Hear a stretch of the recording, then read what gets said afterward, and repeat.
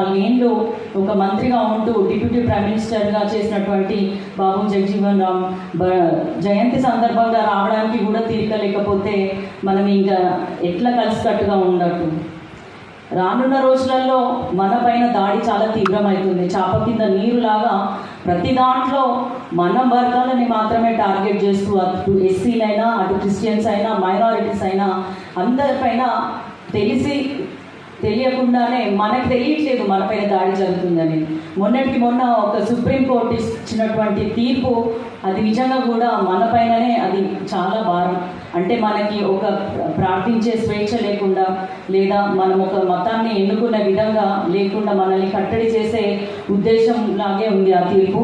మీరు అన్నట్టు ఆ తీర్పు పైన మనం రాజీ పడొద్దు. తప్పకుండా దాన్ని మార్చే విధంగా దాంట్లో మళ్ళీ అమెండ్మెంట్స్ జరిగే విధంగా మనము ఖచ్చితంగా పోరాడాలి. దానికి అందరు కూడా మన ఎస్సీ సమాజం నుంచి అందరు కూడా ముందుకు రావాలని మీ అందరినీ కూడా నేను కోరుకుంటున్నాను. ఇంకొకటి ఫారెన్ కాంట్రిబ్యూషన్ రెగ్యులేషన్ యాక్ట్ అనేది ఏదైతే ఎన్జిఓస్ మన పేదవాళ్ళకి చదివించడం కానీ విద్య వైద్యం ఇతర సదుపాయాలు కలిగించడానికి ఇంతకుముందు ఎన్జిఓస్ నడిపించినప్పుడు బయట దేశాల నుంచి మనకి ఫండ్స్ వచ్చేవి. అది ఎక్కువ క్రిస్టియన్ మైనారిటీస్కి కానీ ముస్లిమ్స్కి కానీ లేకపోతే ఎస్సీస్కి కానీ వచ్చేది. వాటిపైన కూడా కట్టడి చేసి ఒక బిల్లు తీసుకురావడానికి ప్రయత్నిస్తున్నారు.